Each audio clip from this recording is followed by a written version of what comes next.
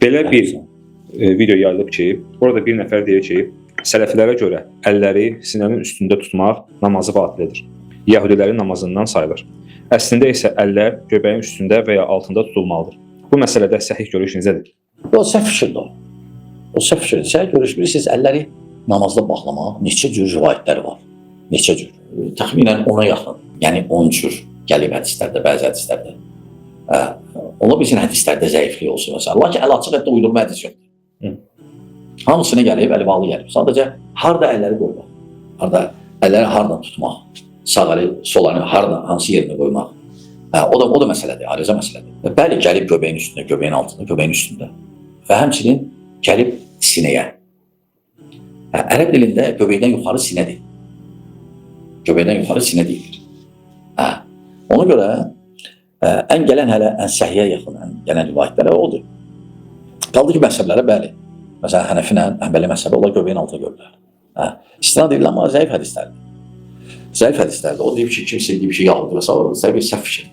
Səhv fikirdir və hələ 4 imamdan əvvəl də məsələn tabiinlərdən Tavus rahimehullah o əlləri sağ əli sol uçduğu sinəyə qoyardı. Bu məsələ sabitdir, aydındır. Ona görə səhv fikirdir o. O məzhəbçilərdir. O məzhəbçilərdir. Məzhəbçilərdir. Məsələn, bu cür fikirlər yayın, bəli. Həmçinin videoda qeyd edir ki, o hədis gəlir sağ əli sol əli üzərinə qoyub sinədə sıxmaq.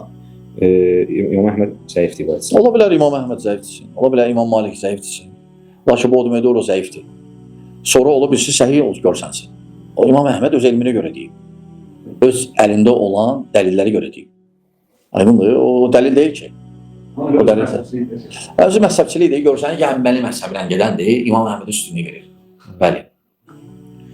Lakin İmam Əhməd bizim alimdir, İmam Malik də, İmam Şafii də, İmam Abu Hanifə də, İmam Cəfər Sadiq də və s. İmam Avzai də və s. hamısı. Bunlar bizim alimlərimiz də hamısı. Hamısına hörmət edirik. Lakin məsum deyirlər də heç kəs. İmam Malik nə deyirdi? Peyğəmbər sallallahu əleyhi və səlləm məscidində dərs keçən. Deyirdi ki, hər kəsin sözünü alıb ata bilərsiniz. Qəbul edib, qəbul etməyə bilərsiniz. Bir dənə bu qəbir sahibindən başqa. Göstərirdi Peyğəmbər sallallahu əleyhi və səlləm qəbrin. Bəli.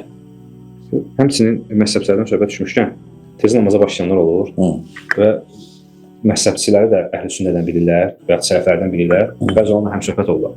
Onlar da belə bir şübhatdır ki, sənin məzhəbin nədir? Çaşır qalır, deyir, mən o barədə heç nə bilmirəm, tez başlamışam namazə. Deyir, yox, belə olmazsa mütləq məzhəb seçməlisən və belə çaşdırırlar. Yox, səhv fikirdir. Hələ deyəndə deyinək ki, mən Peyğəmbər və sahabələrin məzhəbindəyim sallallahu əleyhi və səlləm. Hələ Əbu Hanifə məzhəbi nə idi? Məzhəbi var idi, yox. Və ya Şafii məzhəbi var idi, yox. Əhməd məzhəbi var idi, yox idi məzhəbləri. Bunlar alim oldular, ictihad ediblər sadəcə. Sonradan onların məktəbi yaranıb və məzhəbçilik yaranıb. Təəssübkeşlik yaranıb, şəxsə bağlılıq.